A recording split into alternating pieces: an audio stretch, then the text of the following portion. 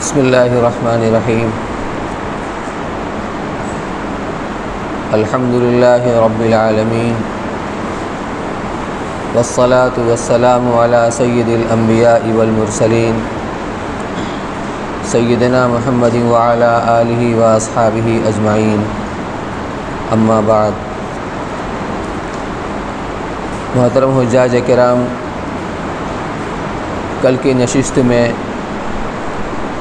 جو باتیں آپ کے سامنے تفصیل سے لائی گئیں، ان کا مقصد صرف یہ تھا کہ سفر حج سے پہلے ہمارا حج کرنے کا مزاج بن جائے،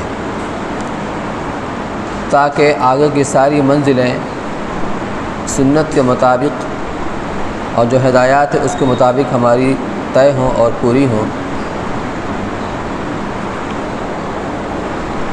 عازمین حج میں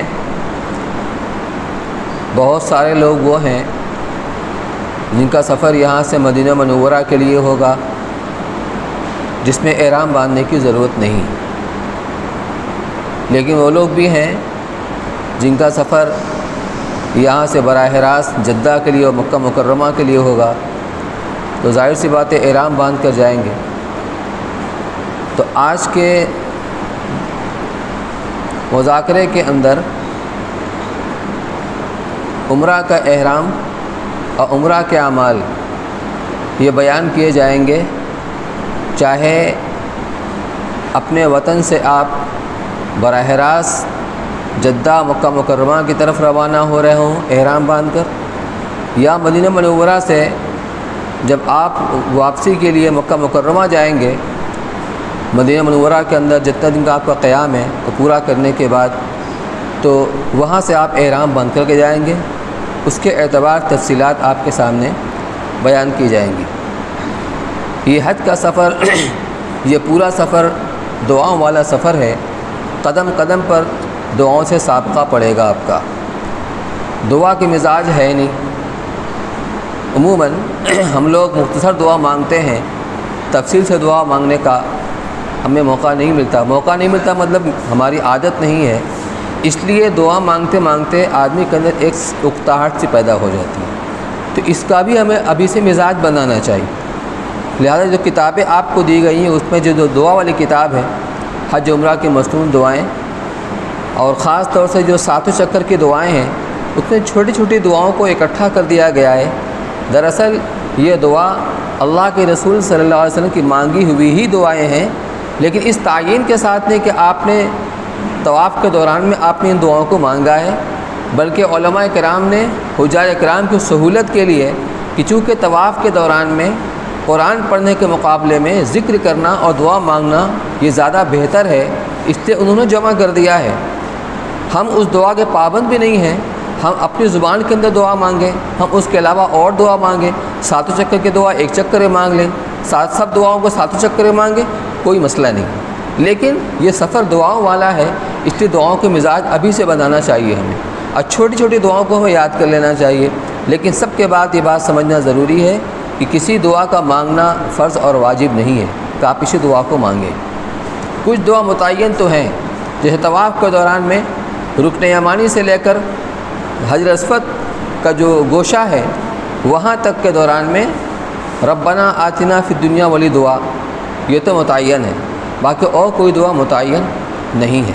تو آپ کوئی دعا نہ مانگیں، اپنی زبان میں مانگیں، انشاءاللہ آپ کا حج ہو جائے گا، لیکن لبیک یہ کہنا ضروری، لبیک پڑھنا ضروری ہے، اس لیے آپ کی لبیک بھی صحیح ہونی چاہیے، اور آپ کے ساتھ چاہے وہ آپ کی محترمہ ہوں، آپ کی والدہ ہوں، کوئی بھی ہوں، ان کا بھی آپ لبیک سن لیں، صحیح تلفظ کے ساتھ لبیک کو یاد کر لینا یہ بہتر ہوگا۔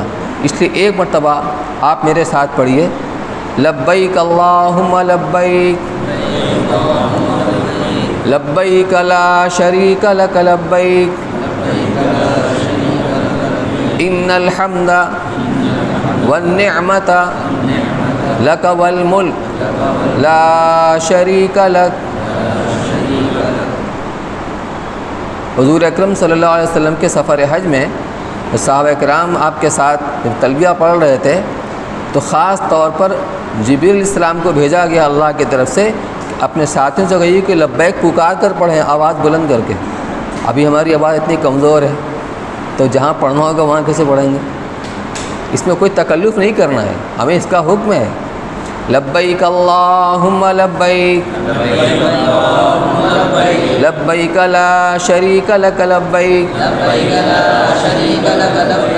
ان الحمد والنعمت لک والملک لا شریک لک. اس کو تھوڑا کھینچ کے پڑھنا ہے. لا شریک لک، تیرا کوئی شریک نہیں ہے. لبیک اللہم لبیک لبیک لا شریک لک لبیک ان الحمد والنعمت لک والملک لا شریک لک. ایک بات اور سمجھنے کی ہے، احرام باندھنا چادر پہننے کو نہیں کہتے ہیں. احرام باندھنا یہ ہے کہ حاجی یعنی حج کرنے والا یا عمرہ کرنے والا حج یا عمرہ کا احرام باندھنے کے لیے نیت کرنے کے ساتھ ساتھ تلبیہ پڑھے گا تو احرام بن جائے گا. احرام بننے کا مطلب اس کے اوپر وہ حالت طاری ہو گئی ہے کہ اب اس کو کچھ چیزوں سے بچنا ہے. حالت احرام میں چونکہ سلا ہوا کپڑا نہیں پہن سکتے اس لیے چادر پہنتے ہیں بغیر سلی ہوئی. یہ احرام کی چادر ہے، احرام نہیں ہے. آپ صرف نیت کریں اللہم انی ارید العمرۃ فیسرھا لی وتقبلھا منی. تلبیہ نہ پڑھیں آپ کا احرام نہیں بندھے گا. آپ تلبیہ پڑھیں نیت نہ کریں آپ کا احرام نہیں بندھے گا. تو نیت اور تلبیہ ساتھ ساتھ پائی جائے گی تو آپ کا احرام بندھے گا. یعنی آپ کے اوپر پابندیاں آپ کے اوپر آ جائیں گی، جس میں سے ایک یہ بھی ہے کہ سلا ہوا لباس نہیں پہن سکتے. یہ اپنے موقع پر آپ کو بتایا جائے گا کیا کیا پابندیاں ہیں. دوسری بات، سفر شروع کرنے سے پہلے کچھ چیزیں ہیں جو اب رواج کی شکل اختیار کرتی جا رہی ہیں رسم کی.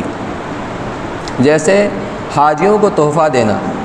تحفہ دینا کا حدیث کے اندر ترغیب دی گئی ہے. تہادوا تحابوا، آپس میں تحفہ کا لین دین کیا کرو، ہدیہ لیا دیا کرو. اس سے محبت میں اضافہ ہوتا ہے، تعلقات کے اندر اضافہ ہوتا ہے.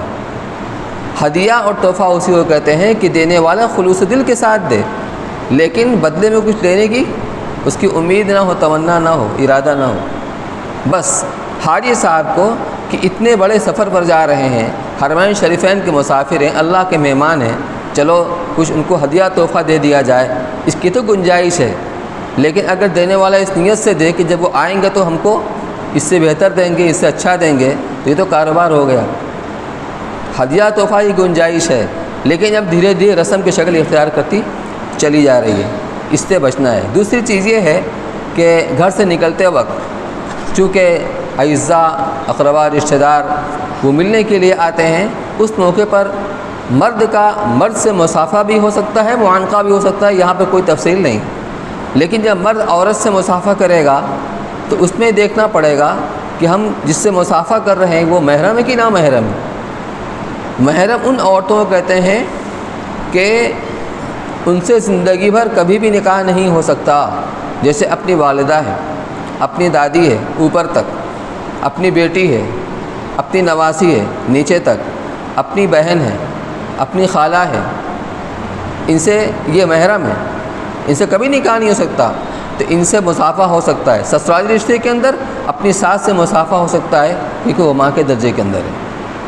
اسی طرح عورت اگر مرد سے مصافحہ کرے گی تو اس میں بھی دیکھنا پڑے گا کہ عورت اپنے سسر سے مصافحہ کر سکتی ہے کیونکہ اس کے لیے باپ کے درجے میں ہے، لیکن اپنے دیور سے نہیں کر سکتی. اسی طرح مرد اپنے سالی سے نہیں کر سکتا. تو اس کا خیال رکھنا پڑے گا. حج مبرور اسے کہتے ہیں جس کے اندر کوئی گناہ نہ ہو، اور اگر ہمارا سفر شروع ہی ہو گناہ سے تو یہ بہت نامناسب بات ہے. اس کا خیال رکھا جائے.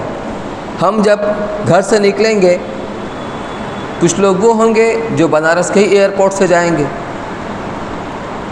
بنارس سے چالو ہے نا؟ لکھنؤ سے. اچھا، تو چاہے لکھنؤ سے چاہے دلی سے ہو، ہم ہوٹل سے ایئرپورٹ پر جائیں گے. تو احرام کے اندر سب سے پہلا عمل ہوتا ہے غسل کا، لیکن غسل کرنا اس کے لیے ضروری نہیں ہے. لیکن جب اہتمام سے ہم سفر کر رہے ہیں تو اس میں اس کا بھی اہتمام کرنا چاہیے، اور غسل بھی پورے صفائی ستھرائی کے ساتھ، ناخن بڑے ہوں اس کو تراش لیں، بال بڑے ہوں اس کو چھوٹا کرا لیں، کیونکہ حالت احرام میں جب بال گرنے سے بھی صدقہ دینا واجب ہوتا ہے۔ جتنا بڑا بال لے گا اتنی خطرہ زیادہ ہوگا، چھوٹا بال لے گا تو خطرہ اتنا کم ہوگا، تو بال چھوٹے کرا لیں اور اچھی طرح صفائی کر لیں، اس طرح ہم عید بقرعید کے لیے غسل کرتے ہیں تو غسل کر لیں اپنے ہوٹل کے اوپر، اپنے قیام گاہ کے اوپر۔ یہ احرام کی نیت سے غسل ہو گیا، اپنے ہی لباس میں رہیں گے۔ پھر جب ایئرپورٹ آئیں گے تو ایئرپورٹ پر آنے کے بعد اگر مکروہ وقت نہیں ہوگا، سحری ختم ہونے کے بعد سے وقت شروع ہوتا ہے طلوع آفتاب تک، بلکہ 15-20 منٹ بعد تک، اس درمیان میں کوئی نفل نماز نہیں ہے۔ عصر کی نماز کے بعد مغرب تک کوئی نفل نماز نہیں۔ اگر یہ وقت ہوگا تو نماز تو نہیں پڑھیں گے، لیکن اگر نیت کر کے اور تلبیہ پڑھنے کی نوبت آئی احرام باندھنے کی تو احرام باندھ سکتے ہیں بغیر نماز پڑھے ہوئے بھی، کیونکہ نماز نفل ہے اپنی ذات سے۔ تو اگر نفل کا وقت ہوگا تو 2 رکعت نفل پڑھیں گے احرام کی نیت سے، یہ احرام کی نماز ہوگی جو آپ ایئرپورٹ کے اوپر پڑھیں گے۔ اصل میں احرام باندھا جاتا ہے میقات سے۔ میقات کا مطلب حرم شریف کے چاروں طرف، چاروں طرف تو حدود حرم ہے، حدود حرم ہے، اور یہ چھوٹا سرکل ہوا، اس کے بعد جو بڑا سرکل ہے اس کو ہل کہتے ہیں، تو ہل کے اس طرف سے آپ کو احرام باندھنا ہے۔ تو ہندوستان اور ہندوستان کی طرف سے جانے والوں کے لیے جو میقات ہے وہ ہے یلملم کی پہاڑی جو عدن کے اندر آتی ہے۔ تو سمندری سفر میں جب پانی کے جہاز سے سفر ہوا کرتا تھا تو ایک دن 24 گھنٹہ پہلے اعلان ہو جایا کرتا تھا کہ فلاں وقت میں وہ میقات آنے والی ہے، تو لوگ پہلے سے غسل کر کے تیار رہا کرتے تھے۔ آپ کو ہوائی جہاز سے سفر کرنا ہے، وہ سٹ سے نکل جائے گا، پتہ بھی نہیں چلے گا، اس لیے احتیاطاً ایئرپورٹ پر ہی احرام باندھا جاتا ہے۔ 2 رکعت آپ نے نماز پڑھ لی، اور اس کے بعد احرام ابھی آپ ایئرپورٹ پر نہ باندھیں، جب آپ جہاز پہ چڑھ جائیں اور جہاز چل جائے اس کے بعد آپ احرام باندھیں، کیونکہ احرام کے اندر جو پابندیاں ہوتی ہیں عادت ہوتی نہیں ہے، ہو سکتا ہے کہ بے خبری میں کچھ وہ پابندی نہ ہو پائے، نہ رہ پائے، اس لیے جہاز پر چڑھنے کے بعد جب جہاز چل جائے تب آپ احرام باندھیں گے۔ اب احرام باندھنا کیا ہے؟ اب آپ ایک تصور کریں کہ اللہ نے اپنے گھر بلایا ہے، اپنے خلیل کے ذریعے سے بلوایا ہے، اور اس مقدس جگہ پر ہم حاضر دینے کے لیے جا رہے ہیں، لیکن اپنی گناہوں کو بھی آدمی سوچا کرے کہ یہ جسم جو گناہوں کے اندر ہر وقت ملوث رہتا ہے، کس طریقے سے وہاں پر ہم جائیں گے۔ تو یہ دونوں ملے جلے جذبات ہوں، ایک طرف شرمندگی کا احساس ہو اپنے گناہوں کو لے کر، ایک طرف اللہ تعالیٰ کی اس بلانے کے اوپر آدمی کو رواں رواں خوشی سے شرسار ہو۔ اور اب ہم نیت کریں گے، عموماً ہندوستان سے جانے والے بلکہ پوری دنیا سے جانے والے، ہم یہاں کی بات کر رہے ہیں، تمتع کا احرام باندھتے ہیں۔ کچھ لوگ ہوتے ہیں جو حج کے قریب جاتے ہیں ٹور سے، تو بعض لوگ اس میں قران کا احرام بھی باندھتے ہیں، ابھی ہم اس کی بحث نہیں کریں گے، لیکن عموماً لوگ تمتع کا احرام باندھتے ہیں۔ تمتع کہتے ہیں کہ آدمی ایک ہی سفر کے اندر احرام باندھ کر جائے عمرہ کا، مکہ مکرمہ میں جا کر احرام کے افعال ادا کرے، طواف ہے، سعی ہے، حلق ہے، اور پھر حلال ہو کر کے، یعنی حلق کرانے کے بعد جب حلال ہو جائے گا تو اس کے بعد بغیر وطن واپس آئے ہوئے اسی سفر کے اندر حج بھی کرے گا، اس کو تمتع کہتے ہیں۔ تو تمتع کے شکرانے میں وہ قربانی ادا کی جاتی ہے، قربانی کرنا حج کے عمل نہیں ہے، یہ دم شکر ہے جو تمتع کے شکرانے میں کی جاتی ہے، اسی طرح قران کے شکرانے میں کی جاتی ہے۔ تو ہم یہاں احرام باندھیں گے عمرہ کا، اللہم انی ارید العمرۃ فیسرھا لی وتقبلھا منی، یہ نیت ہوگی عربی کے اندر، اور اگر یاد نہیں ہے، کتاب بھی نہیں، تو آپ اس زبان میں کر لیں۔ نیت دل کے ارادے کا نام ہے، آپ سوچ لیں گے نیت ہو جائے گی، لیکن زبان سے کہہ لیں تو بہتر ہے کہ اے اللہ میں عمرہ کی نیت کرتا ہوں، لہذا اس کو آپ میرے لیے آسان فرمائیں اور میری طرف سے قبول فرما لیں۔ یہ نیت ہوگی، اس کے بعد لبیک اللہم لبیک لبیک لا شریک لک لبیک ان الحمد والنعمت لک والملک لا شریک لک، 3 بار آپ پڑھیں گے، اور جب بھی پڑھیں گے تو کم از کم آپ 3 بار پڑھیں۔ اب آپ کا احرام بن گیا، احرام بن گیا۔ اس کے بعد ایک اور دعا ہے، بڑی زبردست دعا ہے، اللہم انی اسألک رضاک والجنہ واعوذ بک من غضبک والنار، اے اللہ میں تجھ سے تیری رضا و خوشنودی کا اور جنت کا سوال کرتا ہوں، اور تیرے غضب سے اور جہنم سے پناہ چاہتا ہوں۔ حدیث میں اس کی ترغیب دی گئی ہے کہ اس کے بعد آدمی اللہ سے جنت کا سوال کرے، دوزخ سے پناہ چاہے۔ تو ہمیں قدم قدم پر دعاؤں کو اہتمام کرنا ہے. کتاب آپ کے ساتھ ہوگی، اس کا بھی اہتمام کریں. تو آپ کا احرام بن گیا. اب آپ جب تک جہاز پر رہیں گے وقفے وقفے سے آپ تلبیہ پڑھتے رہیں گے. درمیان میں اور بھی اذکار کریں، کوئی منائی نہیں ہے، لیکن یہ وقفے وقفے سے جاری رہنا چاہیے. یہ حاجی کا ترانہ ہے، کیونکہ اللہ نے بلایا ہے. ہم بار بار اس کا اعتراف کر رہے ہیں اور اقرار کریں کہ اللہ ہم آ رہے ہیں، ہم حاضر ہو رہے ہیں. عورتوں کا مسئلہ کبھی کبھی پھنس جاتا ہے کہ عورتوں کے جو ممنوع ایام ہوتے ہیں، جن دنوں میں نماز نہیں پڑھ سکتی ہیں، حیض کے ایام میں، تو ان ایام کے اندر نماز پڑھنا منع ہے، قرآن پڑھنا منع ہے، مسجد میں داخل ہونا منع ہے. اس لیے طواف تو نہیں کر سکتی، کیونکہ طواف مسجد حرام کے اندر کیا جاتا ہے. نماز بھی نہیں پڑھ سکتی، قرآن بھی نہیں پڑھ سکتی. احرام بن جائے گا ان کا. احرام باندھنے میں کوئی رکاوٹ نہیں ہے. یہ غسل بھی کریں گی. یہ غسل یہ علامتی غسل ہوگا، صفائی ستھرائی کا غسل ہوگا اہتمام سے. اور اس کے بعد عورتوں کے لیے سلے ہوئے لباس سے کوئی پابندی نہیں ہے. مرد کے لیے پابندی ہے کہ سلا لباس نہیں پہنیں گے، لیکن عورتوں کے لیے کوئی پابندی نہیں ہے. البتہ ایک پابندی ہے کہ ان کے چہرے پر کپڑا نہ لگے، بس یہ پابندی عورتوں کے لیے. تو یہ احرام باندھنے کی ان کا احرام بن جائے گا. تلبیہ ہی پڑھیں گی، دعا سب پڑھ سکتی ہیں، ذکر سارا کر سکتی ہیں، تیسرا کلمہ، چوتھا کلمہ، درود شریف سب پڑھ سکتی ہیں. قرآن نہیں پڑھیں گی، نماز نہیں پڑھیں گی، طواف نہیں کریں گی. اس لیے ان کا بھی احرام بن جائے گا. اور یہ بھی بار بار تلبیہ پڑھیں گی، لیکن ان کی آواز پست ہوگی، مرد کی آواز بلند ہوگی. اس طریقے سے اب آپ کا سفر شروع ہو گیا. اگر کسی نماز سے وقت جہاز پر آ جائے، اور اگر وہ سعودی ایئر لائنز ہے تو وہاں نماز کی جگہ بنی ہوتی ہے اور قبلہ کا ایرو بھی بنا ہوتا ہے، اور آپ تو قبلہ کی طرف ہی پرواز کر رہے ہیں، اس لیے قبلہ کا کوئی مسئلہ نہیں ہے. نماز سے اگر وقت ہو جائے، آپ مسافر ہیں. جب اپنے وطن سے آپ چلے تو مکہ مکرمہ پہنچے تھے تو آپ یقینی طور سے مسافر ہیں، چاہے مدینہ پہنچے چاہے مکہ پہنچے. وہاں جانے کے بعد جو مسئلہ ہوگا اس کو وقت پر بتایا جائے گا. اس لیے آپ کو 4 رکعت والی نماز 2 رکعت پڑھنی. عورتوں کو یہ بات بتا دیا جائے، 4 رکعت والی نماز 2 رکعت پڑھنی. کوئی بات چھوٹ جائے گی تو بتا دیجیے.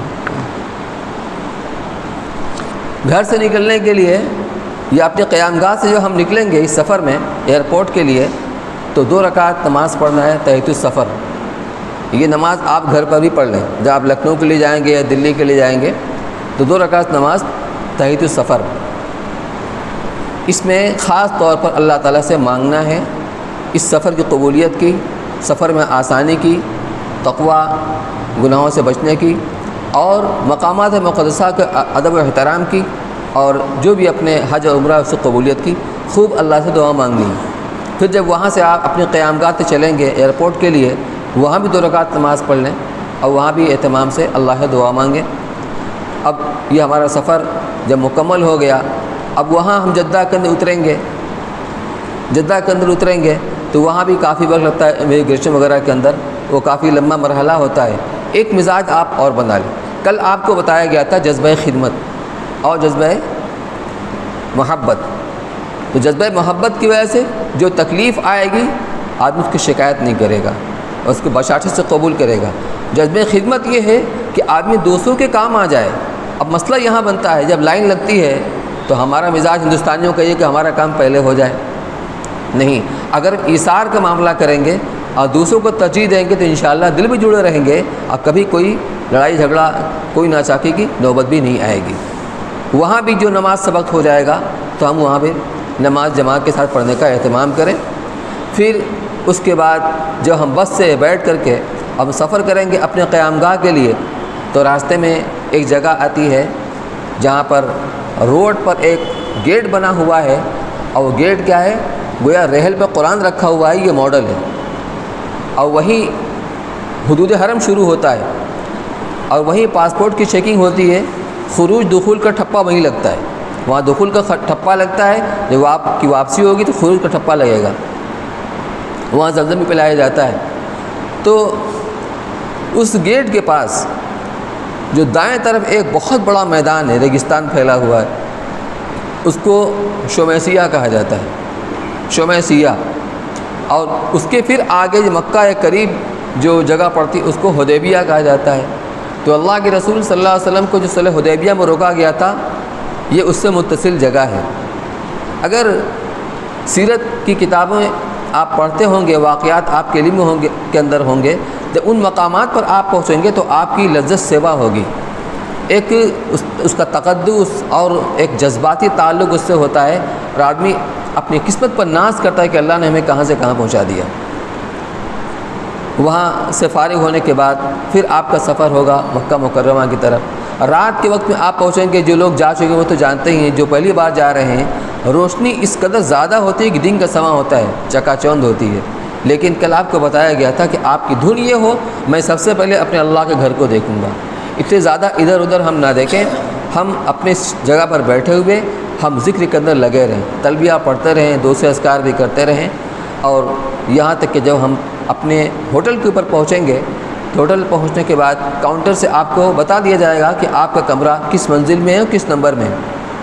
وہاں پہنچ کر کے اپنا سامان آپ شفٹ کر لیں اپنے ساتھیوں کے ساتھ، جو بھی آپ کے کمرے کے اندر آپ کے ساتھی ہوں، اور آپ یہ تھک چکے ہوں گے، یہ سفر کافی تھکا دینے والا ہوتا ہے، لمبا سفر ہے، تو تھک چکے ہوں گے، آپ تھوڑا سا اگر آرام کرنا چاہیں، تھوڑا پیٹ سیدھے کرنا چاہیں تو آپ کر لیں، کیونکہ آگے جو آپ کو عمل کرنا ہے عمرہ کا طواف اور سعی، یہ کافی تھکا دینے والا اور لمبا عمل ہے، اس کے لیے آپ اپنے آپ کو تیار کر لیجیے، تو تھوڑا سا آرام بھی کر سکتے ہیں، اور بھوک لگی ہوئی ہو، کھانے کا تقاضا ہو، کچھ کھا پی بھی سکتے ہیں۔ خلاصہ یہ ہے کہ اپنی ضروریات پوری کر لیں۔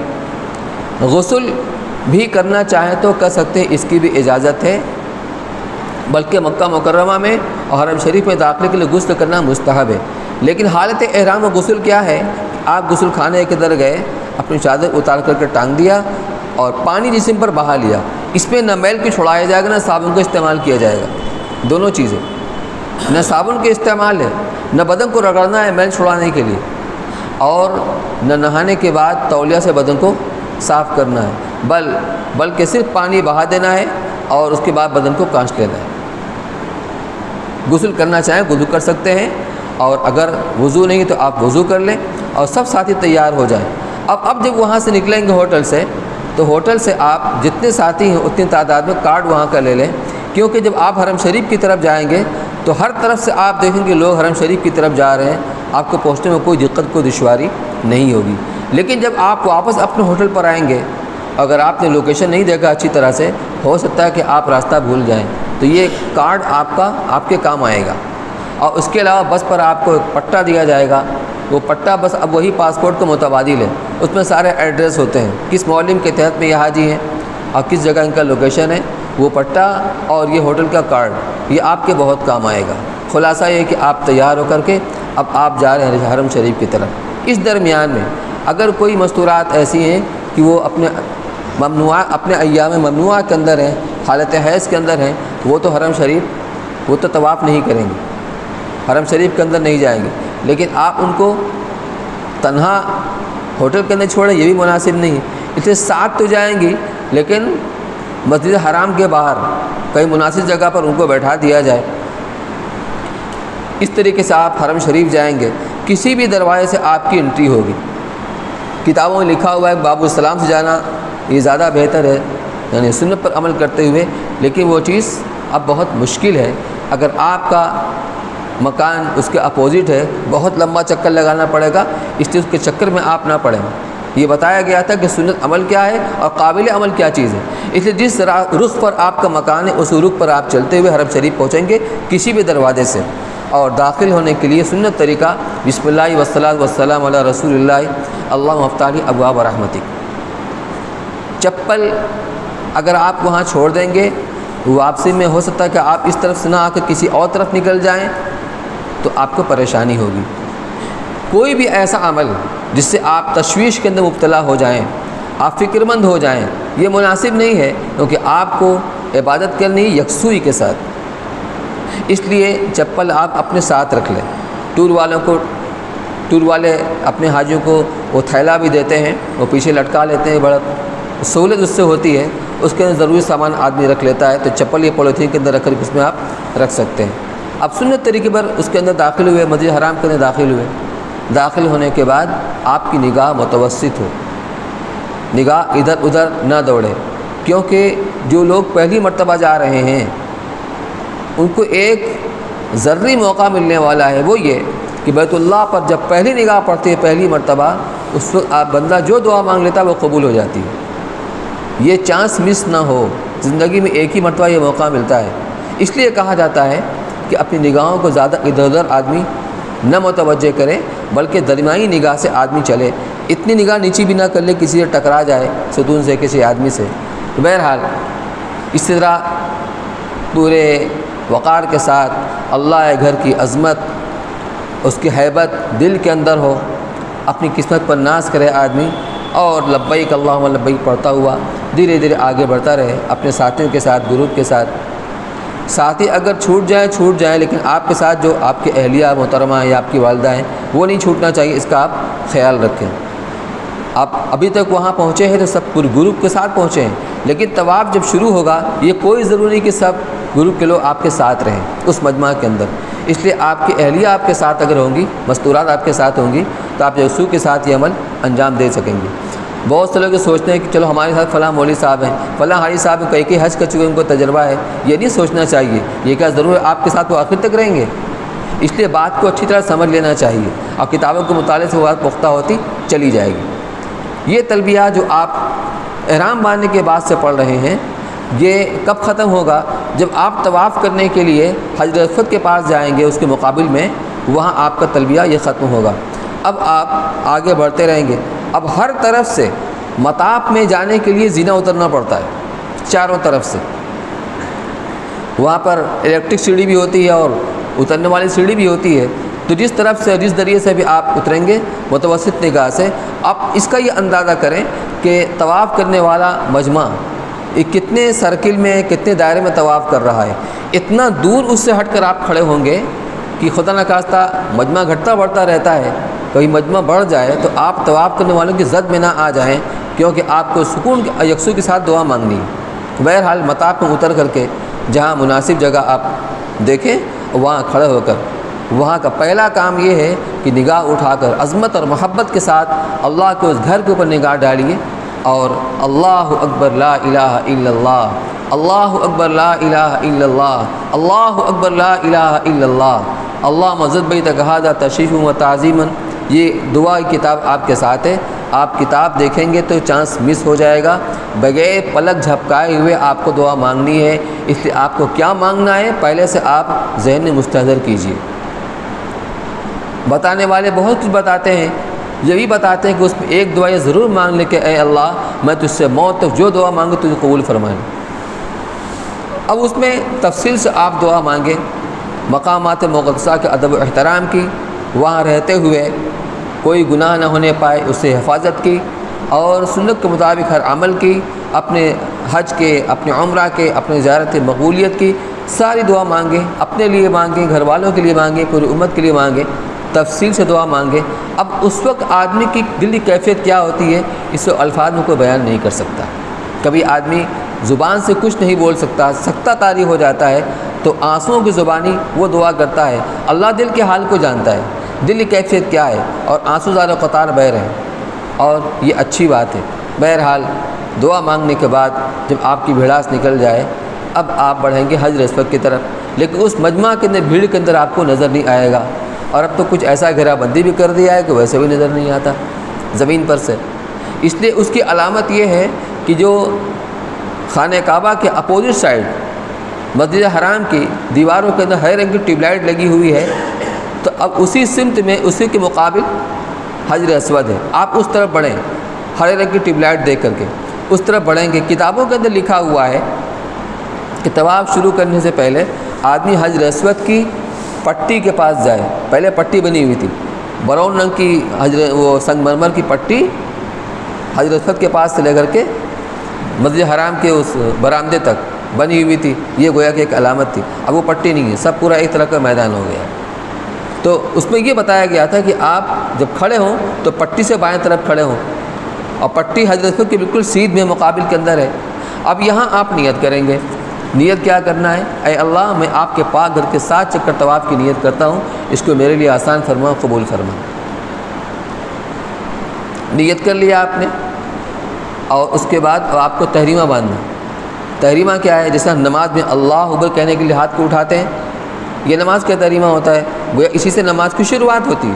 تو طواف کی شروعات اس تحریمہ سے ہوگی، تو ہاتھوں کو زیادہ اونچا اٹھائیں گے، بسم اللہ یا اللہ اکبر وَلِلَّهِ الْحَمْدُ، یا بسم اللہ یا اللہ اکبر لا الہ الا اللہ وَلِلَّهِ الْحَمْدُ، ہاتھوں کو گرا دیا، یہ آپ کا طواف کا تحریمہ بن گیا۔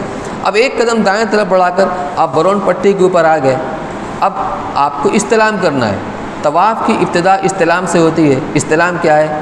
استلام یہ ہے کہ اگر موقع ہو تو حجر اسود کے دونوں طرف ہاتھ رکھ کر کے اس پر اپنے ہونٹ کو رکھ کر بوسہ لینا بغیر آواز کے، یہ چیز تو ممکن نہیں ہے اس زمانے میں۔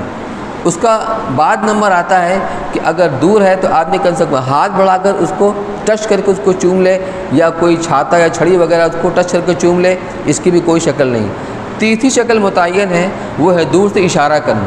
اشارہ اس طریقے سے کرنا گویا کہ تصور یہ کریں حجر اسود پر ہم نے ہاتھ رکھا ہوا ہے، تحریمہ کے لیے ہاتھ کو اونچا کیا تھا، استلام کے لیے اپنے سینے کے مقابل میں ہاتھ تو کریں گے، ہتھیلیوں کا رخ حجر اسود کی طرف ہوگا اور ہتھیلیوں کی پشت اپنے چہرے کی طرف ہوگی، اور ہاتھوں کو چوم لیں گے بغیر کسی آواز کے۔ اب اس کے بعد وہ دعا پڑھیں گے، اللہم ایمانا بک وتصدیقا بکتابک ووفاء بعہدک واتباعا لسنت نبیک محمد صلی اللہ علیہ وسلم، سبحان اللہ والحمد للہ ولا الہ الا اللہ واللہ اکبر۔ جو دعا کتاب آپ کے پاس ہے آپ دعا دیکھ کر بھی پڑھ سکتے ہیں، زبانی بھی آپ پڑھ سکتے ہیں۔ تو استلام کرنے کے بعد، استلام کیا تھا اسی کی طرف سینہ کر کے رخ کر کے، لیکن اب اپنا آپ رخ بدل لیں گے۔ اب آپ جب چلیں گے تو بائیں طرف خانہ کعبہ کی عمارت ہوگی اور دائیں طرف مسجد حرام کے دالان وغیرہ اور اس کی عمارت ہوگی۔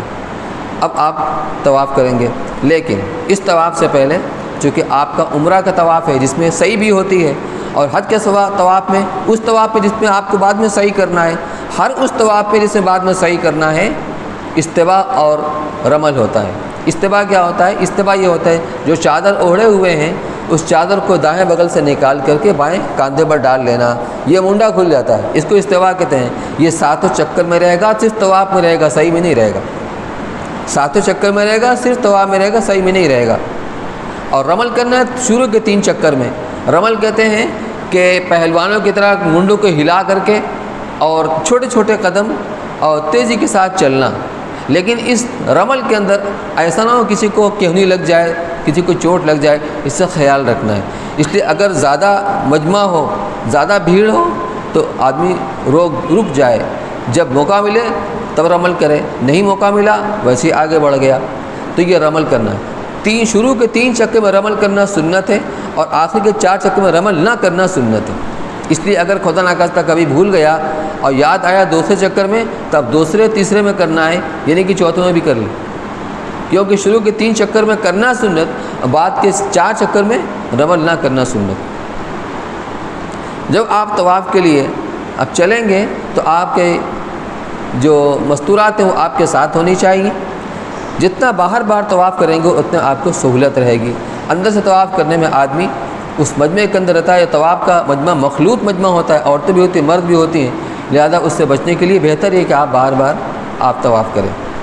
جب آپ نے شروع کیا طواف حجر اسود کے گوشے سے، آپ آگے بڑھیں گے تو مقام ابراہیم آئے گا۔ مقام ابراہیم وہی قبہ نما جو ایک عمارت بنی ہوئی چھوٹی سی، اس کے اندر وہ پتھر رکھا ہوا ہے۔ اور آگے بڑھیں گے تو پہلا یہ گوشہ آئے گا رکن عراقی، رکن عراقی اس کو بولتے ہیں۔ دوسرا گوشہ رکن عراقی، رکن عراقی کے بعد رکن شامی آئے گا۔ ان دونوں گوشوں کے درمیان میں جو نصف کمان نما دیوار بنی ہوئی ہے دائرہ کی شکل میں، اس کو حتیم کہتے ہیں۔ یہ حتیم آئے گا، تو حتیم کے باہر سے طواف ہوتا ہے، اس لیے باہر سے ہوتا ہے کہ حتیم جس جگہ پر بنی ہوئی ہے خانہ کعبہ کا یہ حصہ تھا، حالانکہ کچھ زیادہ ہی بنی ہوئی ہے، لیکن جب ابراہیم علیہ السلام کی جو بنیاد تھی خانہ کعبہ کی، وہ بنیاد میں یہ خانہ کعبہ مستطیل تھا، لمبا اور چوڑا تھا، چوکور نہیں تھا۔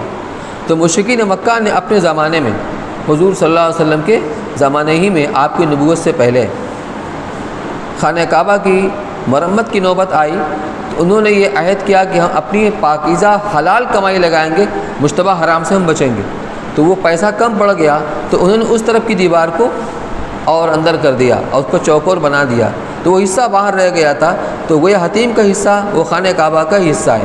اس لیے اب ہر انسان کو یہ سعادت نہیں مل سکتی کہ وہ خانہ کعبہ کے اندر نماز پڑھے، لیکن اگر حتیم کے اندر بھی نماز پڑھ لیا تو کم سے کم اس کی فضیلت اس کو حاصل ہو جائے گی۔ تو وہ حصہ آئے گا رکن عراقی، پھر رکن شامی، اس کے بعد کا جو گوشہ ہے وہ رکن یمانی۔ تو ان تین اطراف کے اندر آپ کوئی بھی دعا پڑھ سکتے ہیں، مانگ سکتے ہیں۔ کتاب میں آپ دعا جب پڑھیں گے تو انداز مانگنے کا ہونا چاہیے، صرف پڑھنے کا نہیں ہونا چاہیے۔ اس لیے ترجمہ بھی لکھ دیا گیا ہے کہ ہمیں معلوم ہونا چاہیے ہم اللہ سے کیا مانگ رہے ہیں۔ اور رکن یمانی سے، رکن یمانی پر ایک علامت بنی ہوئی ہوتی ہے، وہاں پر بھی اگر خانہ کعبہ کا پردہ لٹکا ہوا ہوتا ہے تو اتنی جگہ چھوٹی ہوئی ہوتی۔ وہاں کا ایک عمل یہ ہے کہ اگر بسہولت ممکن ہو سکے تو وہاں ایک ہاتھ یا دونوں ہاتھ لگا دے، لیکن اگر ہاتھ نہیں لگا سکتا بھیڑ کی وجہ سے تو وہاں اشارہ نہیں، استلام نہیں وہاں پر۔ تو جہاں سے وہ شروع ہوتا ہے رکن یمانی، اس کی سیدھ میں اخیر تک، وہاں سے جب آپ آگے بڑھیں گے تو وہاں پہنچ کر کے دعا مانگنی، اللہم انی اسألک العفو والعافیہ فی الدین والدنیا والآخرہ۔ اور اب جب وہاں سے آگے بڑھیں گے تو ربنا آتنا فی الدنیا حسنہ وفی الآخرۃ حسنۃ وقنا عذاب النار۔ یہی دعا آپ کو پڑھنا ہے، یہی مانگنا ہے، چاہے جتنی بار بھی آپ مانگیں گے، حجر اسود و گوشے تک پہنچتے پہنچتے یہی دعا آپ کو مانگتے رہنا ہے۔ ایک چکر آپ کا ہو گیا۔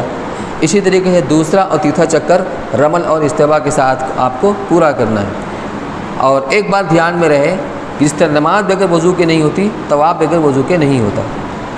اس درمیان میں طواف کرتے ہوئے اگر خدا نخواستہ وضو ہمارا ٹوٹ گیا تو اس میں احتیاط کی شکل تو یہ ہے، جو اکثر اشواط بولتے ہیں، شوط ایک چکر وہ کہتے ہیں، اکثر اشواط 7 چکر ہوا، کیونکہ یہ 4 چکر ہوا، 7 چکر کا آدھا 3.5 چکر ہوتا ہے، اور 4 چکر آدھا سے زائد ہوا، اس کو اکثر اشواط بولتے ہیں۔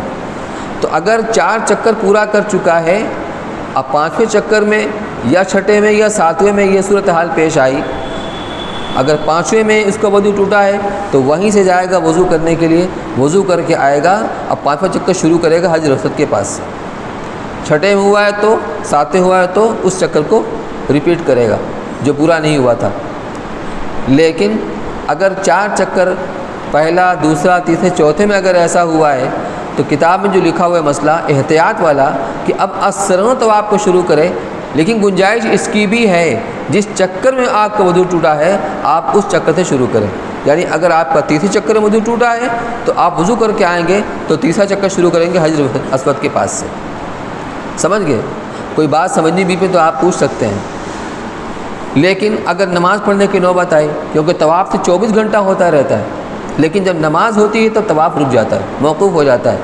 تو طواف کرتے کرتے نماز آپ کو پڑھنا پڑ گئی تو اس میں یہ کوئی تفصیل نہیں ہے، جہاں آپ پہنچ چکے ہیں وہیں آپ نماز پڑھ سکتے ہیں۔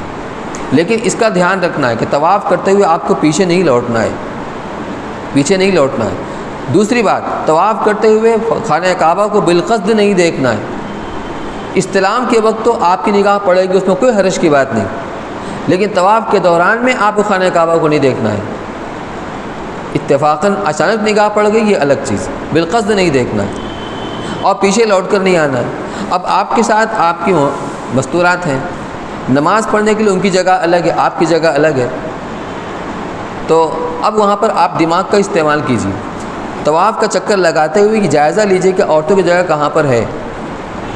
جب نماز سے وقت ہو جائے یعنی تکبیر شروع ہو جائے تو اپنی مستورات کو ان کی جگہ پر بیٹھا کر کے آپ اس سے آگے کہیں قریب میں بیٹھ جائیں، اور جب نماز پڑھ لیں تو ان کو ساتھ لے کر کے پھر اپنا طواف مکمل کر لیں۔ اس میں کوئی تفصیل نہیں۔ پھر آپ چوتھا، 5واں، 6ٹھا، 7واں چکر آپ بغیر رمل کے کریں گے، لیکن استوا اسی طرح بدستور باقی رہے گا۔ طواف کرنے کے بعد ہر طواف کے شروع میں استلام ہے، اور جب طواف مکمل ہو جائے گا تو پھر استلام کریں گے، تو استلام پر طواف کی شروعات ہوئی تھی اور استلام پر ہی طواف کا اختتام ہوگا، گویا 8واں استلام ہوگا۔ اب یہ آپ کا 7 چکر کا طواف مکمل ہو گیا۔ ایک تسبیح ملتی ہے جو آپ کو وہاں بھی مل جائے گی، یہاں بھی ملتی ہے، 7 دانہ کی تسبیح۔ وہ 7 دانہ تسبیح اسی لیے ہوتی ہے کہ آپ جتنا چکر طواف کریں گے اتنا دانہ کھسکاتے جائیے۔ کیوں؟ اس لیے کہ اگر خدا نخواستہ آپ نے شک شبے کی وجہ سے ایک چکر زائد کر دیا، بجائے 7 کے 8 چکر کر لیا، تو اب اس کو پھر سے پورا کرنا 14 چکر کرنا پڑے گا۔ تو اس بھول سے بچنے کے لیے آپ تسبیح اپنے ساتھ میں لیے رہیں، اور جب ایک چکر پورا ہو جائے ایک دانہ کھسکائیے، دوسرا چکر ہوا دوسرا دانہ کھسکائیے۔ میں نے اپنی سہولت کے لیے ایک شکل اختیار کی تھی کہ پہلے چکر کی دعا پڑھنے کے بعد آخر میں پہلا کلمہ، دوسرے چکر میں دوسرا کلمہ، تیسرے چکر میں تیسرا کلمہ، چوتھے میں چوتھا کلمہ۔ تو یہ تو متعین ہے کہ ہمارا فلاں چکر ہو رہا ہے، تو اس سے بھول نہیں ہوتی تھی۔ ٹھیک ہے، طواف مکمل ہونے کے بعد صحیح کرنے کے لیے اگر آپ تھک چکے ہیں تو اس کی گنجائش ہے کہ آپ تھوڑا سا آرام کر لیں، اور اگر نہیں بشاشت ہے تو فوراً آپ صحیح بھی شروع کر سکتے ہیں۔ اس کے لیے کیا کرنا پڑے گا، اب پھر ایک آپ استلام کیجئے، یہ استلام صحیح کا ہوگا، یہ 9واں استلام ہوگا۔ اب استلام کرنے کے بعد اب آپ کی پشت ہو جائے گی حجر اسود کی طرف، اور آگے بڑھنا شروع کریں گے تو آپ صفا پہاڑی کی طرف بڑھیں گے۔ یہ صحیح ہوتی ہے صفا مروہ کے درمیان میں۔ صحیح کے معنی عربی کے اندر آتے ہیں دوڑنے کے، لیکن اس مسعی کے اندر، مسعی کے معنی صحیح کا میدان، صحیح والا راستہ، تو وہاں پر پورے راستے میں اپنے معمول کی چال چلی جاتی ہے سکون و وقار کے ساتھ، لیکن درمیان میں میلین اخضرین آتا ہے، یعنی 2 جگہ پر ہرے رنگ کی ٹیوب لائٹ ہوتی ہے۔ یہ نشان اس بات کی نشانی ہوتی ہے کہ اس درمیان میں حاجی کو دوڑ کر چلنا ہے، بہت تیز نہیں بھاگنا ہے، چلنے اور دوڑنے کے درمیان یہ رفتار جس کو ہم جھپٹ کر چلنا بولتے ہیں۔ اور اس کی وجہ بتائی گئی کہ حضرت حاجرہ رضی اللہ تعالیٰ عنہ کو ابراہیم علیہ السلام نے شیرخوار بچے کے ساتھ یہاں پر چھوڑا تھا، اس وقت وہاں پر نہ کوئی آدم تھا نہ آدم ذات تھا، یہ جنگل و بیابان تھا۔ تھوڑا سا کھجور دے دیا تھا، کچھ کھانے پینے کی چیزیں، تھوڑا سا پانی، وہ کب تک کام کرتا، آخر پانی ختم ہو گیا۔ جب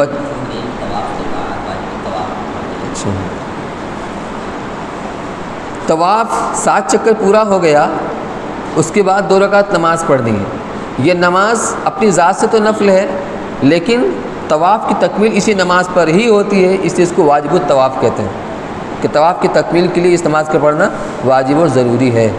وہ 2 رکعت نماز آپ کو پڑھنا ہے، اور بہتر یہ ہے کہ آپ مقام ابراہیم کے پاس نماز پڑھیں، اس طرح سے کہ آپ کے سامنے مقام ابراہیم بھی ہو، خانہ کعبہ بھی ہو۔ خانہ کعبہ اگر نظر آ رہا ہے، ظاہر سی بات ہے مطاف میں جہاں بھی ہو خانہ کعبہ ہمارے سامنے ہوگا، تو ٹھیک اس کی طرف رخ کر کے نماز پڑھنا ضروری ہے۔ اگر ذرا سا بھی رخ، یعنی اگر آدمی کا خانہ کعبہ کی دیوار سے ٹچ نہیں کیا، باہر چلا گیا، اس کی نماز نہیں ہوگی۔ تو اس طریقے پر کھڑا ہو کہ مقام ابراہیم بھی سامنے ہو، خانہ کعبہ کی عمارت بھی سامنے ہو، لیکن اگر بھیڑ کی وجہ سے ممکن نہ ہو تو کوئی حرج کی بات نہیں، کہیں بھی آدمی نماز 2 رکعت نماز پڑھ سکتا ہے۔ لیکن اس کے لیے دیکھنا پڑے گا کہ نفل نماز کا وقت ہے کہ نہیں۔ فجر کے بعد کا وقت، یعنی طلوع صبح صادق سے لے کر کے اشراق کے پہلے تک نفل کا وقت نہیں، اس طرح عصر کے بعد سے لے کر مغرب تک نفل کا وقت نہیں ہے۔ وہاں عصر ہوتی ہے اول وقت میں، کافی وقفہ ہوتا ہے اس کے اندر، تو اس وقت وہ نماز نہیں پڑھیں گے، کیونکہ ہمارے امام ابو حنیفہ رحمۃ اللہ علیہ کے یہاں نفل نماز نہیں ہے، مشروع نہیں ہے اس وقت کے اندر۔ ہاں، جتنا طواف آپ چاہے کر لیں، 1 2 3 جتنا طواف کر لیں۔ اب ان طواف کی نمازیں جب وقت صحیح داخل ہو جائے گا، اشراق کے بعد یا مغرب کی نماز کے بعد، اب آپ وہ نماز پڑھیں گے، یہ 2 رکعت پہلے طواف کی، یہ 2 رکعت دوسرے طواف کی، یہ 2 رکعت تیسرے طواف کی، اور اگر وقت ہے تو اسی وقت آپ کو 2 رکعت نماز بھی پڑھنا ہے۔ بہرحال اب آپ صحیح کرنے کے لیے اب چلے تو صفا پہاڑی کے قریب پہنچ کر اللہ کے رسول صلی اللہ علیہ وسلم نے دعا مانگی تھی، وہ یہ، ان الصفا والمروۃ من شعائر اللہ ابدؤ بما بدا اللہ بہ۔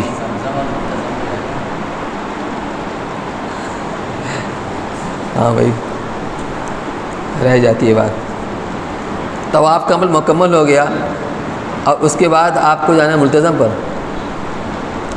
ملتزم کسے کہتے ہیں؟ ملتزم خانہ کعبہ کے جس گوشے کے اندر حجر اسود نصب ہے اور خانہ کعبہ کا دروازہ، اس کے درمیان کی جو دیوار ہے اسے ملتزم کہتے ہیں۔ بتا دیں بات، پہلے تو ملتزم ہی ہے، زمزم بعد میں،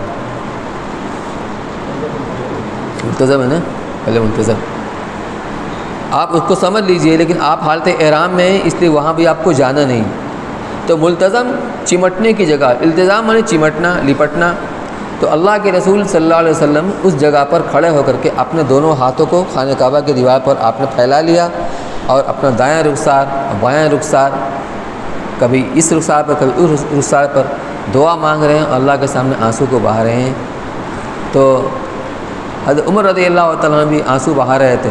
جب آپ وہاں سے فارغ ہوئے دیکھا کہ عمر رضی اللہ عنہ کا بھی آنسو بہہ رہا ہے تو کہا اس جگہ پر آنسو بہائے جاتے ہیں، یہ آنسو بہانے کی جگہ ہے اور وہ عجیب جگہ ہے۔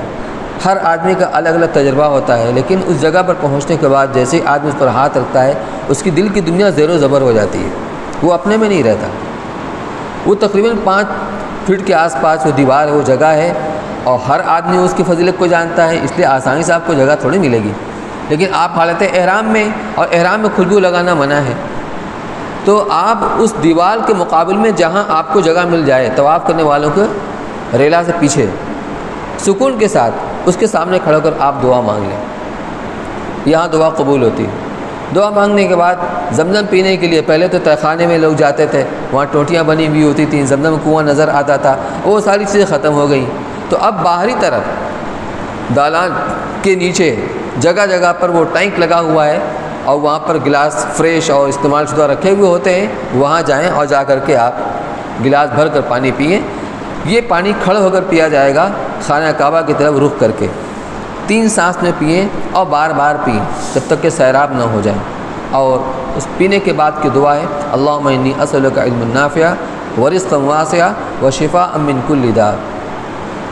زمزم کا پانی حدیث کے اندر آتا ہے ماء زمزم لما شرب لہ، کہ زمزم کا پانی ہر اس مقصد کے اندر کامیاب کرتا ہے اور اس مقصد براری کے لیے ہوتا ہے جس نیت سے آدمی پیے۔ بعض صحابہ کہتے ہیں کہ ہم نے زمزم کا پانی پیا ہے تاکہ آخرت کی پیاس ہماری بجھ جائے، تو ہم جو چاہے نیت کر لیں اس موقع کے اوپر۔ زمزم پینے کے بعد پانی پیجی کے پیٹ ہمارا اچھی طرح بھر جائے، کچھ پانی ہاتھ میں لے کر کچھ سر پر ڈال لیں، کچھ اپنے بدن پر ڈال لیں، لیکن اتنا زیادہ نہیں کہ پانی بدن سے ہو کر گرے نیچے، اس کی بے حرمتی نہ ہو۔ صحیح سے پہلے ایک بات اور سمجھ لیں، طواف کی جو پابندیاں ہیں کچھ چیزیں تو ممنوعات ہیں اور کچھ چیزیں مکروہات میں شامل ہیں۔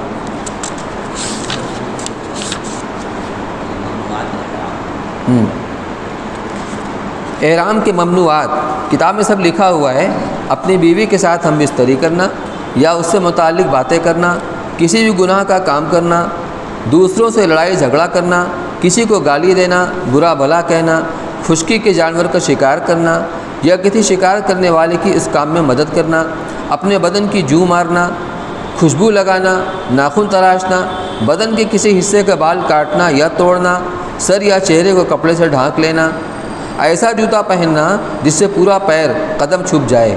حالت احرام میں یہ پیر کی ابری ہوئی ہڈی کا کھلا رہنا ضروری ہے، اسی لیے 2 پٹا کی چپل پہنتے ہیں۔ سلے ہوئے کپڑے پہننا، سر اور منہ پر پٹی باندھنا یہ تو منع ہے۔ احرام کے مکروہات کیا ہیں؟ بدن سے میل دور کرنا یعنی رگڑنا، میل چھوڑانا، غیر خوشبو والے صابن سے سر، داڑھی یا بدن کو دھونا۔ عام طور پر صابن کے اندر خوشبو ہوتی ہے لیکن بغیر خوشبو کا بھی صابن ہوتا ہے۔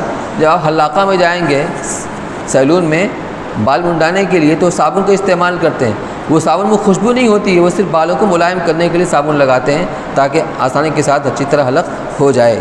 تو غیر خوشبو والے صابن سے سر، داڑھی یا بدن کو دھونا۔ سر یا داڑھی میں کنگھی کرنا، ہو سکتا ہے کہ بال کچھ گر جائے اس لیے ایسا کرنا مکروہ ہے۔ سر یا داڑھی اس طرح کھجلانا جس سے بال یا جوں گرنے لگے۔ داڑھی میں خلال کرنا جو وضو کے اندر کیا جاتا ہے۔ اوپر کی چادر یا نیچے کے تہبند میں گرہ لگانا یا پن وغیرہ سے باندھنا۔ خوشبو سونگھنا یا خوشبودار چیز کو چھونا۔ ایک تو خوشبو خود بخود ناک میں آ رہی ہے، اس میں کوئی مذاقہ نہیں، لیکن بالقصد خوشبو سونگھے یہ مکروہ ہے۔ تکیہ پر منہ کے بل لیٹنا، تہبند میں نیفا بنا کر اظہار بند اس کے اندر اظہار بند ڈالنا، یہ سب کیا ہے؟ مکروہات ہیں۔ اب ایک چیز درمیان میں اور بھی سمجھ لیجئے، جن لوگوں کی عادت ہوتی ہے انڈر ویئر پہننے کی، اب ایسا موقع ہے کہ اب کچھ نہیں پہننا ہے، صرف چادر ہی پہننا ہے، تو عجیب سا ان کو محسوس ہوتا ہے، تو ان کی تسلی کے لیے ایک شکل علماء کرام نے یہ بتائی ہے کہ سلا ہوا کپڑا تو نہیں پہننا ہے جو سرے بدن کی حیت کے اوپر ہوتا ہے، چاہے وہ لنگوٹ ہو چاہے وہ انڈر ویئر ہو، لیکن یہ کر سکتے ہیں کہ ایک ٹکڑا کپڑے کا لے کر کے آپ کمر میں باندھ لیں، وہ اس کا گھیرا ہو گیا، اب دوسرا ٹکڑا لے کر کے اپنے آگے سے باندھ کر کے اسی کپڑے کے اندر، اس گھیرے کے اندر، اور پیچھے لے جا کر پھر اس کو پلٹ کر لے کر کے آگے اس کو کھوس لے، تو یہ انڈر ویئر کام بھی کرے گا، اس سے علاوہ کپڑا بھی نہیں ہوگا، اس سے گنجائش ہے۔ اور کوئی بات نہیں۔ اب صحیح کے لیے آپ گئے تو دعا پڑھتے ہوئے اب ہم صفا کے پاس پہنچے۔ جو لوگ وہاں پہلی بار جا رہے ہیں ان کو تصور میں ہو کہ کوئی پہاڑ ہوگا، تو پہاڑ تو ہے، پہاڑ نہیں بلکہ پہاڑی ہے، لیکن وہ عمارت کے اندر ہے۔ اب مروہ پر وہ بھی نہیں ہے، مروہ پر بس ایک علامتی جیسے زمین کے اوپر ابڑ کھاڑ زمین بنا دیا ہے، اب تو کچھ شاید بنا دیا ہے پہاڑ کی طرح سے تھوڑا سا، تو اسی کے درمیان میں صحیح کرنا ہے۔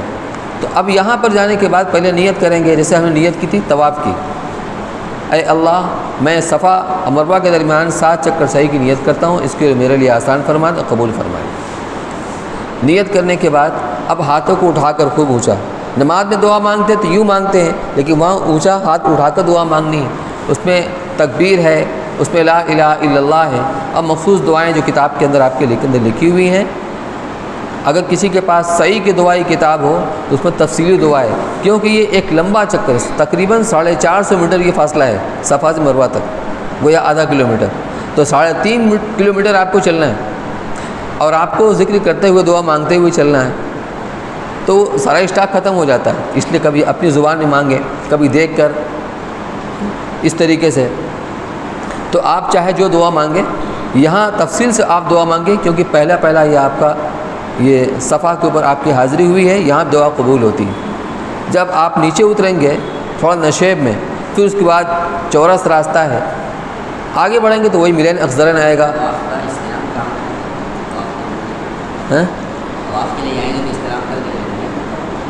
صحیح کے لیے ہاں بتا دیا نا، ہاں بتا دیا اس کو، جس طرح آپ نے طواف کی صحیح کی تھی ایسے ہی صحیح بھی آپ اس طواف کے استلام کیا تھا، صحیح کا بھی استلام کریں گے، لیکن اس میں سہولت یہ ہے کہ جتنا آپ پیچھے سے کریں گے اتنا اچھا رہے گا، اس کو پلٹ کر آپ کو اسی طرف جانا ہے۔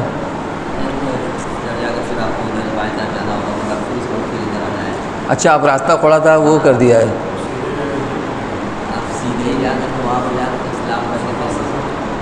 ہاں تھوڑا سا فرق ہوا ہے اس کا، پہلے سیدھے چلے جاتے تھے، اب سیدھے نہیں ہے، اب ذرا گھوم پھر کے جانا ہے، بہرحال وہ آپ کو معلوم ہو جائے گا۔ تو مطلب خلاصہ یہ ہے کہ صحیح کا استلام کرنے کے بعد آپ صفا کی طرف جائیں گے، وہاں جانے کے بعد آپ نے دعا مانگی، دعا مانگنے کے بعد اتر کر اپنے دائیں طرف سے آپ جائیں گے۔ ہندوستان کے اندر جب آدمی چلتا ہے تو بائیں سے چلتا ہے، جتنے ٹریفک ہوتی ہے پیدل چلتا ہے بائیں طرف سے، لیکن وہاں دائیں طرف سے ٹریفک بھی ہے اور آدمی کا تو وہ راستہ ہی بنا ہوا ہے، تو اس طرح سے آپ اپنے معاملوں کی چال چلتے ہوئے دعا پڑھتے ہوئے آگے بڑھیں گے۔ ملین اخضرین پر جب پہنچیں گے تو وہاں آپ کو تھوڑا جھپٹ کر چلنا ہے، اور وہاں کی مخصوص دعا ہے رب اغفر وارحم واعف وتکرم وتجاوز عما تعلم انک انت الاعز الاکرم، مختصر بھی ہے تفصیلی بھی دعا ہے، جو بھی یاد ہو جس میں آپ کا جی لگے یہی دعا آپ کو بار بار مانگنی ہے، لیکن آپ کے ساتھ جو مستورات ہیں وہ نہیں دوڑیں گی، وہ اپنے معاملوں کی چال چلیں گے۔ تو میں یہ کہہ رہا تھا کہ اس کا جو پس منظر یہ ہے کہ جب وہ پانی ختم ہو گیا اور اسماعیل علیہ السلام ننھے بچے وہ تڑپ رہے تھے پیاس کی وجہ سے، تو حضرت حاجرہ رضی اللہ تعالیٰ عنہ صفا پہاڑی کے اوپر چڑھی تاکہ دور دور تک کا جائزہ لیا جائے۔ جنگل بیابان کے اندر جہاں پانی ہوتا ہے وہاں پرندے بھی اڑتے رہتے ہیں، یہ جائزہ لینے کے لیے کہیں پانی کا نام و نشان ہے کہ نہیں ہے، لیکن مایوس ہو کر کے جب وہاں سے اتری تو نشیب میں جب آئیں تو بچہ نگاہوں سے اوجھل ہو گیا، تو اتنا حصہ دوڑ کر انہیں قطع کیا اور پار کیا۔ پھر جب بچہ نگاہوں کے اندر آ گیا تو پھر اپنے معاملوں کی چال چلنے لگی، مروہ پر گئی، وہاں بھی چاروں طرف نگاہ دوڑائی، وہاں ہی مایوسی ہاتھ لگی، پھر پلٹ کر آئیں، پھر وہاں پر دوڑ کر چلی۔ تو یہ اللہ کو اتنا پسند آیا کہ مستقل حاجیوں کے لیے اس کو شعار قرار دے دیا گیا، یہ وہی دوڑنا ہے۔ اس تصور کے ساتھ جب آدمی دوڑتا ہے تو اس کی لذت کچھ اور ہوتی ہے۔ تو وہاں پر آپ کو جھپٹ کے چلنا ہے، وہ دعا مانگتے ہوئے چلنا ہے، اور آپ کے مستورات اپنے معاملوں کی چال چلیں گی۔ آپ وہاں پر پہنچ کر جو اس کا آخری سرا ہے وہاں رک جائیے، پیچھے پلٹ کر نہیں آنا ہے، اور مستورات جب آپ کے ساتھ ہو جائیں پھر ان کے ساتھ معاملوں کی چال چلتے ہوئے دعا پڑھتے ہوئے آپ مروہ پر پہنچیں گے۔ مروہ پہنچنے کے بعد وہ جو پہاڑی کا حصہ بنا ہوا ہے وہاں پر آپ کو ٹچ کرنا ضروری ہے۔ صفا مروہ کے درمیان صحیح ہو رہی ہے، یہ نہیں کہ ہاں وہ مروہ ہے اور وہیں کھڑے کھڑے واپس ہو گئے، اس کو ٹچ کرنا ضروری ہے تاکہ مروہ پر آپ کا جانا پایا جائے، وہاں بھی آپ کو دعا مانگنی ہے۔ اب صفا پر جب آپ گئے ہوئے تھے تو یہاں سے خانہ کعبہ کی عمارت پہلے نظر آتی تھی، لیکن اب جب جو جال پیچ ہو گیا ہے تو اب نظر نہیں آتی ہے۔ صفا سے ابھی بھی آتی ہے، لیکن وہ جو شیشے سے اس کو پیک کر دیا ہے اوپر کوئی چڑھ نہیں سکتا۔ اچھا، وہاں سے نظر آتی ہے۔ تو کسی نہ کسی در سے خانہ کعبہ کی وہ عمارت نظر آئے گی، وہ کالا پردہ غلاف اس کا، تو اس طرف رخ کر کے دعا مانگنی ہے۔ جب آپ مروہ پر جائیں گے تو وہاں تو نظر آئے گا نہیں، تو صفوں کے نشان بنے ہوئے وہاں پر، صفوں کے نشان سے اندازہ ہو جائے گا۔ اور ایک شکل یہ کہ جب آپ مروہ کے پر کھڑے ہو کر صفا کی طرف رخ کریں گے، تھوڑا سا دائیں ہو جائیں گے تو آپ کا رخ خانہ کعبہ کی طرف ہو جائے گا، وہاں بھی آپ کو دعا مانگنی۔ اب دعا مانگتے مانگتے آدمی تھک جاتا ہے، اس لیے اتنا تو کر لیجئے کہ پہلی مرتبہ صفا پر جب حاضری ہو تفصیل سے دعا مانگیے، اور آخری مرتبہ جب مروہ پر پہنچیں کہ وہاں تفصیل دعا مانگیے، درمیان میں مختصری آپ دعا مانگ لیجیے، لیکن اتنا ضرور مانگ لیجیے کہ اے اللہ تیرے مقبول محبوب بندوں نے یہاں پر سے جو کچھ مانگا ہے ہم بھی مانگتے ہیں، اپنے فضل سے ہمیں بھی عطا فرما۔ جب صفا سے مروہ گئے ایک چکر ہو گیا، مروہ سے پھر صفا آئے یہ 2 چکر ہوا، پھر مروہ گئے 3 چکر ہوا، پھر صفا آئے 4 چکر ہوا، پھر مروہ گئے 5 چکر ہوا، پھر صفا آئے 6 چکر ہوا، پھر مروہ گئے تو یہ 7 چکر آپ کا مکمل ہو گیا، یہ مکمل ہو گیا۔ طواف طہارت کی حالت میں کرنا ضروری ہے، سعی کے لیے طہارت شرط نہیں ہے، بغیر وضو کے بھی صحیح ہو سکتی ہے، اگرچہ بہتر یہی ہے کہ وضو کے ساتھ صحیح کی جائے، لیکن ہو جائے گی صحیح۔ حتیٰ کہ اگر عورت طواف کر چکی اور صحیح کے دوران میں اس کا حیض کا زمانہ شروع ہو گیا، اسی حالت میں صحیح بھی کر سکتی ہو۔ جب آپ کی صحیح مکمل ہو گئی تو عمرہ کرنے 4 کام تھا، ایک تو احرام باندھنا، وہ آپ نے باندھ لیا تھا جہاز کے اوپر، دوسرا طواف کرنا جو کہ فرض ہے وہ ابھی مکمل ہو گیا، تیسرا صحیح کرنا واجب یہ بھی ہو گیا، چوتھا کام رہ گیا وہ حلق کا ہے، یعنی اپنے بالوں کو مڑنا یا اسے قصر کرانا۔ قصر کہتے ہیں کہ پورے بالوں میں سے ایک پور کے بقدر بالوں کو تراشنا، لیکن بہتر یہ ہے کہ آدمی اپنا حلق کرا لے۔ اللہ کے رسول صلی اللہ علیہ وسلم نے حلق کرانے والوں کو 3 بار دعا دیے اور قصر کرانے والوں کو 1 بار دعا دی۔ بہت سارے لوگ ہوتے ہیں جو چند بالوں کو کاٹ لیتے ہیں کینچی سے اور ان کا وہ حلق ہو جاتا ہے، اب اللہ قبول کر لیں، لیکن ہمارے یہاں ہے کہ حلق کرانا ہے، بالوں کو منڈانا ہے۔ عورتیں اپنے بالوں کو خود اپنے ہاتھ سے کاٹ لیں گی۔ جب انہوں نے احرام کو غسل کیا تھا وہ یہ بات بتانے بھول گئے تھے کہ اچھی طرح جب بال سوکھ جائے کنگھی چوٹی کر کے مضبوطی کے ساتھ کنگھی چوٹی کر لیں، اور کچھ بال جو پھنگی نکلی بھی ہوتی ہے ان کو تراش لیں، کیونکہ جب وہ احرام کھولنے کے لیے اپنے بالوں کو کاٹیں گی تو اکثر حصہ بال کا کٹنا چاہیے، یہ تبھی ہوگا جب اوپر نکلے ہوئے جو پھنگیاں ہوتی ہیں بال کی اس کو تراش لیا جائے۔ تو عورتیں خود اپنے ہاتھ سے انگلی پر لپیٹ کر 1 پھیرا یا 1 پور کے بقدر یا ان کے محرم ان کے بالوں کو کاٹ لیں، اور جب آدمی کا صحیح بھی ہو گئی تو وہ اپنا خود سے بھی حلق کر سکتا ہے اور دوسرے کا بھی کر سکتا ہے، کیونکہ سارا کام اس کا مکمل ہو چکا ہے۔ لیکن اس کا دھیان رہے، اگر آپ خود سے کر رہے ہیں یا کوئی آپ کا کر رہا ہے یا آپ سیلون میں چلے گئے حلاقہ کے اندر حلق کرانے کے لیے، اب وہاں لائن میں بیٹھے ہوئے ہیں، ذرا ناخن تراش لیں، ہرگز آپ ایسا نہ کریں گے۔ اگر 5 ناخن آپ نے تراش لیا تو آپ پر دم واجب ہو جائے گا۔ سب سے پہلے آپ کو حلق کرانا ہے، اس لیے حلق سے پہلے کوئی کام نہیں کرنا ہے، چاہے آپ خود سے کریں یا کوئی آپ کا کرے یا حلاقہ میں جا کر کے آپ حلق کرائیں۔ جو آپ کا حلق ہو گیا اب آپ کا احرام کھل گیا۔ اللہ کا شکر ادا کیجئے کہ اللہ نے ایک عمل کی عمرہ کی آپ کو توفیق عطا فرمائی، لیکن اب اس درمیان میں جو کچھ کمی کوتاہی ہو گئی ہے اس کی تلافی کے لیے آدمی کو صدقہ کر لے، 5 ریال 10 ریال 20 ریال جو اللہ توفیق دے۔ وہاں تو گئے ہیں کمانے کے لیے، لیشہدوا منافع لہم، منافع یہ بھی ہے جتنا آپ خرچ کریں گے اتنا لاکھ گنا ملے گا آپ کو، اس میں کنجوسی نہیں کرنی چاہیے۔ تو کچھ صدقہ کر دیجئے اور اسی نیت سے کہ جو بھی ہمارے اس عمل کے اندر کمی کوتاہی ہو گئی ہو اللہ اس کی تلافی فرما دے، اپنے فضل سے قبول فرما لے۔ اب جب آپ کے احرام کھل گیا آپ مقامی ہو گئے، جی وہاں پر فقیر لوگ بیٹھے رہتے ہیں راستوں میں، ہاں تو اب کہاں تلاش کرنے کے لیے جائیں گے؟ وہاں تو ہر آدمی مال والا ہوتا ہے، لیکن وہ جو بیٹھے ہیں فقیر راستے میں آپ انہیں کو صدقہ کر دیں گے۔ ہاں جو بہت سارے لوگ ہندوستان سے کیرلا وغیرہ سے، بنگلہ دیش سے، پاکستان سے جاتے ہیں، جو خدام خدمت کی نیت سے جاتے ہیں، ان کو زیادہ پیسہ نہیں ملتا ہے، لیکن ایک جذبہ ہوتا ہے خدمت کرنے کا، اس میں غریب لوگ بھی ہوتے ہیں، آپ ان کو بھی دے سکتے ہیں، نفلی صدقہ ہے، آپ کسی کو دے سکتے ہیں۔ اب آپ وہاں مقامی آدمی کی حیثیت سے رہیں گے، اس معنی کر کہ جب آپ حج کا احرام باندھیں گے تو حرم شریف سے باندھیں گے یا اپنے ہوٹل سے باندھیں گے، کیونکہ آپ مقامی ہو گئے، لیکن اس معنی کر آپ مقامی نہیں ہو گئے کہ آپ 4 رکعت نماز پڑھیں گے۔ اس میں تفصیل ہے کہ 2 رکعت کب پڑھیں گے، 4 رکعت کب پڑھیں گے، انشاءاللہ یہ اب کل کے درس میں آپ کو بتایا جائے گا۔ اس درمیان میں کوئی بات سمجھنی ہو، کوئی پوچھنی ہو تو پوچھ لیجیے۔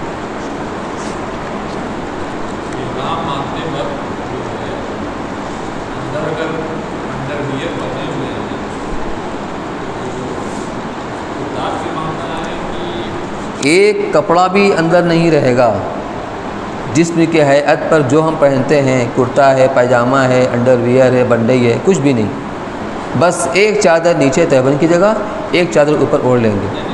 پہنتے وقت، پہننے کے پہلے نہیں، پہنتا ہے چادر ہے، جب احرام باندھیں گے تب آپ کو پابندی آئے گی۔ احرام باندھیں گے آپ جہاز کے اوپر، اس کے پہلے اگر آپ پہنے میں تو کوئی حرج کی بات نہیں ہے، لیکن کیا ضرورت ہے اس کو پہن کے وہاں جائیں پھر اس کو جہاز پر، اس لیے پہلے ہی سے جب آپ احرام کی چادر پہنیں گے تو اپنا کپڑا اتاریں گے نا، اپنا کپڑا اتاریں گے، انڈر ویئر بھی آپ اتار دیں گے، بس چادر آپ لنگی کی طرح باندھ لیں گے۔ اب اس میں لایا تو نہیں ہوں احرام کیسے باندھا جاتا ہے، اس کا طریقہ یہ کہ آدمی اپنی جسم کی حیث، ایک بھاری بدن کا آدمی ہوتا ہے، 2.5 میٹر کم سے کم کپڑا ہونا چاہیے، اور نہیں تو 2.25 میٹر میں ہی کام چل جاتا ہے۔ تو اب جب اس کو ہم پہننے کے لیے ہاتھ میں لیں گے تو یہ کریں گے کہ یہ بایاں والا جو حصہ ہوگا یہ زیادہ لمبا رہے، ادھر کا کم رہے، اس طرح سے کم بڑھتی رہے۔ تو اب یہ جو دائیں طرف والا ہوگا اس کو ہم یہاں پر لائیں گے باندھنے کے لیے، پھر بایاں والا اس کو اوپر لائیں گے، پھر اس کو پلٹ کے پھر ادھر لائیں گے اور لا کے اس کو اچھی طرح لپیٹ لیں گے۔ اس کا فائدہ یہ ہوگا، اچھا جب آپ باندھیں گے لنگی تو پیروں کو چکرا لیں گے، اس چکرانے کا فائدہ یہ ہوگا کہ جب آپ وہ باندھ لیں گے تو چلنے میں آپ کے وہ پھنسے گا نہیں، احرام کی چادر پھنسے گی نہیں، آپ کو دقت نہیں ہوگی، اور یہ پلٹ کر آپ جو اس کو باندھیں گے تو اس سے سطر عورت یہ سطر کھلے گا نہیں، اس کا اندیشہ نہیں ہوگا۔ سمجھ گئے؟ اور کوئی بات نہیں؟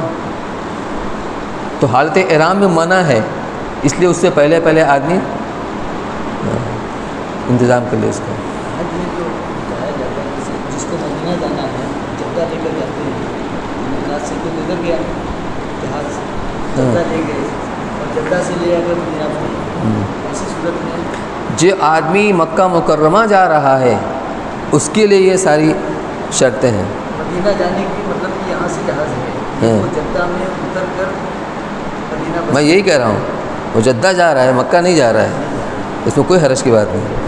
ایسے بھی لوگ کاروباری سفر سے جدہ جاتے ہیں، احرام نہیں ہے، لیکن مکہ مکرمہ جائیں گے تو اس کے لیے احرام یہیں سے ہوگا جو اس کی میقات ہے، اور مدینہ یہ جدہ سے مدینہ جائیں گے تو اس کے لیے احرام نہیں ہے۔ اور اس کا یہ سمجھ لیجئے کہ ہم اللہ کے گھر جا رہے ہیں تو اللہ سے اجازت طلب کریں، اے اللہ آپ کے گھر جانا چاہتے ہیں، کہ میرے بندے میرے گھر آنا چاہتے ہو اس طرح ہو، تو اس کے لیے ہے جو مکہ مکرمہ جائے۔ سبحان اللہ علیہ وسلم۔ پہلے سے بتایا جائے گا کہ آپ مدینہ جانے کا، ہاں یہ تو آپ کو معلوم ہوگا، ہیں؟ کہیں بھی مطاف میں کھڑے نہیں ہوئے تھے، دعا کے لیے کہہ رہے ہیں مطاف میں کرنے کے بعد دعا کریں۔ اچھا، بہتر شکل یہ کہ مطاف میں جائیں گے تو برامدے کے اوپر رہیں، جہاں پر بیٹھنے دیتے ہیں، اور میں کوئی جگہ وہ کھڑے نہیں ہوئے تھے کہ بھائی اللہ آگے بڑھا دیں۔ یہ مولانا یہ بات کہہ رہے ہیں، اصل میں دن بدن کچھ نہ کچھ پابندیاں بڑھتی چلی جا رہی ہیں۔ ابھی 18 میں میرا سفر ہوا تھا تو وہاں بھی سہولت تھی اس وقت بھی، لیکن لاک ڈاؤن کے بعد جو ہے نا بہت ساری چیزیں بدلی ہوئی، تو یہ کہہ رہے ہیں کہ مطاف میں اتر کر جو بتایا گیا کہ آپ کھڑے ہو کر دعا مانگیں گے، اس کا موقع نہیں ملے گا۔ اچھا دعا تو مانگنا ہے آپ کو، اس سے محروم نہیں ہونا ہے، تو بجائے آپ مطاف میں اترنے کے اسی پر جو گراؤنڈ فلور ہے لیکن مطاف کے اعتبار سے پہلی منزل ہے، وہاں پر آپ کی دعا مانگنی پڑے گی۔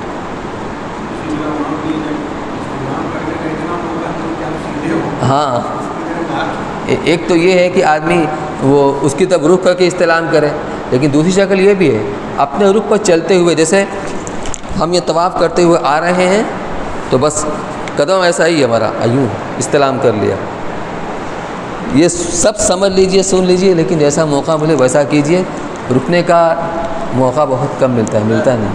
کر کے بھی اسلام کر سکتے اور اس طرح ہاں اس طرح بھی کر سکتے ہیں.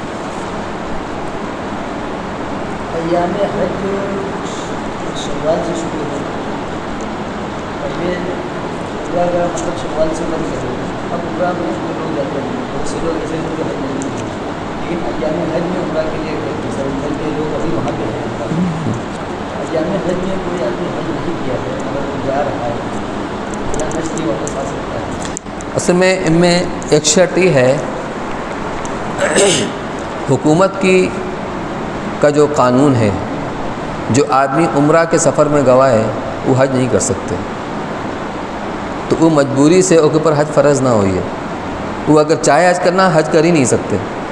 تو اوکے واسطے دو شرطیں، ایک تو حج کے مہینے تک، حج کے ایام تک اس کے پاس خرچہ ہو، پیسہ ہو خرچ کرنے کا. دوسرے قانونی طور پر اس کو اجازت ہو، تب اس کے لیے حج فرض ہو جائے گا. اگر اس میں سے کوئی ایک شرط نہیں پائی جائے گی تو حج فرض نہیں ہوگا. یہ مسئلہ آیا تھا بھائی.